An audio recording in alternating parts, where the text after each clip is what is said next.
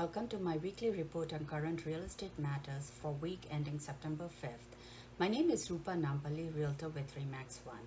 Before I go into detail about the housing market, let's take a look at what's happening in our neighborhood market in New Jersey. While much of the country was working on phased reopening of the economy in June, real estate activity continued to strengthen as well.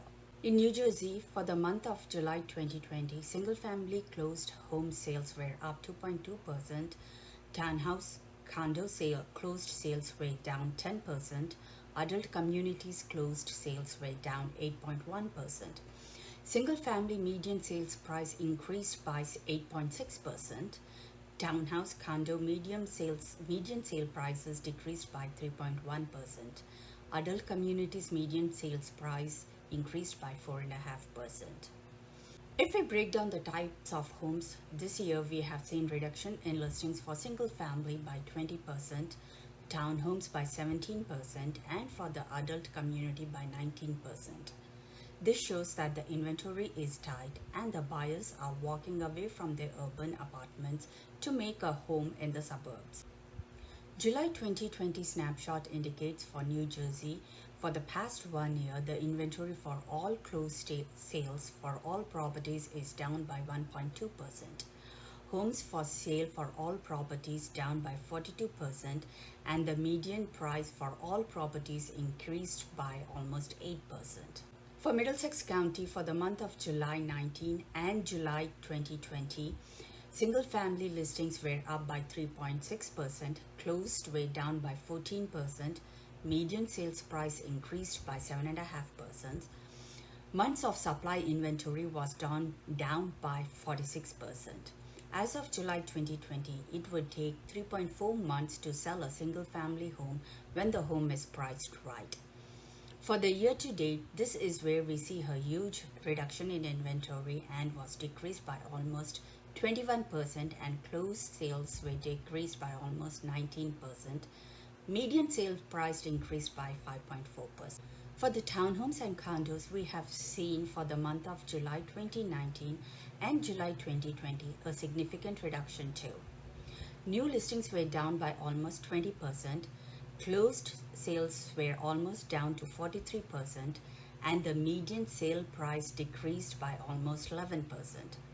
For the year to date, the inventory and closings were down 37% and 34% respectively, and the median sales price increased by almost 2%. As of July 2020, it would take 2.6 months to sell a townhome and condos when the home is priced right. If you want to know more information about each township, please contact me at 732-397-9185 for more information. New single-family home sales climbed 36.3% year-over-year, according to the data released by the U.S. Census Bureau and the Department of Housing and Urban Development. Newly built homes now make up 1 of every 5 homes for sale, which is the largest share on the record, according to Redfin.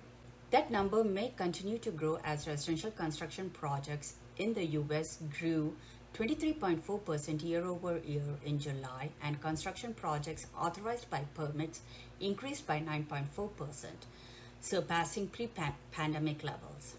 There is some uncertainty, however, as home builders are facing a lumber shortage, which could dampen the construction.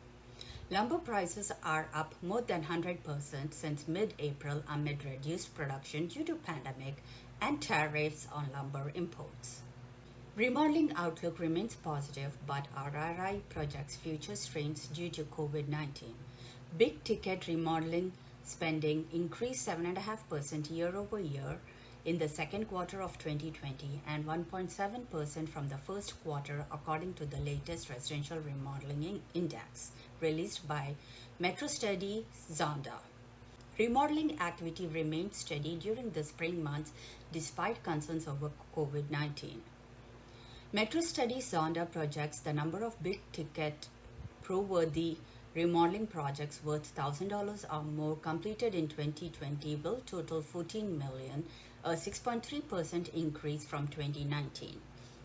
Big ticket exterior, basement, and flooring projects are expected to experience the largest increase in 2020 compared to the previous year, while big ticket addition, siding, and window projects will have the smallest year-over-year increases. MetroStudy Zonda forecasts the number of big ticket projects completed will decrease to 13.7 million in 2021. Mortgage applications decreased 6.5% from 1 week earlier, according to the data from Mortgage Bankers Association. Weekly mortgage application survey for the week ending August 21st, 2020, the refinance index decreased 10% from the previous week and 34% higher than the same week 1 year ago. Mortgage rates were mixed last week, but the rates for 30-year fixed mortgage and 15-year fixed mortgages declined despite the lower rates. Conventional refinance applications fell 11% and the government refinances applications fell 6%, which pushed the total refinance index to the lowest weekly level since July, said Joel Kahn, MBA's Associate Vice President of Economic and Industry Forecasting. The FHA share of total applications increased to 10.5% from 10.3% the week prior. The VA share of total applications increased to 11.8% from 11.2% the prior week. The Mortgage Bankers Association latest forbearance and call volume survey revealed that the total number of loans now in forbearance decreased by 1 basis point from 7.21% of services portfolio's volume in prior week to 7.20% as of August 16, 2020. According to MBA's estimate, 3.6 million homeowners are in forbearance plans. The share of loans in forbearance declined for the 10th week in a row, but the rate of improvement has soared incredibly. The extremely high rate of initial claims for unemployment insurance and high level of unemployment remains a concern and are indications of the challenges many households are facing, said Mike Frantoni, MBA Senior Vice President and Chief Economist. While new forbearance requests remains low, particularly for Fannie Mae and Freddie Mac loans, the pace of exits from forbearance has declined for 2 straight weeks. The survey also found that 38% of the loans in forbearance were just in the initial forbearance plan stage, while 61% were in forbearance extension. As the experts predicted that real estate will bring the US economy out of this recession. The current recession we are in is not caused by the housing market but by the health crisis. As we are inching towards the pre-COVID pricing market with the inventory remaining tight, buyers are eager to purchase a home. At the same time, they are looking for a value in the house. We will not be seeing home foreclosures anytime soon as there is equity in the homes and owners tap into the equity by selling their homes rather than giving the home back, as observed in the last recession. As a realtor, I'm observing the bidding wars on the first-time home buyers' price range rather than on high-end properties. Give me a call to help you navigate the current market at 732-397-9185. Visit my website at ruparealtor.com or email me at rupa@ruparealtor.com. Have a nice weekend.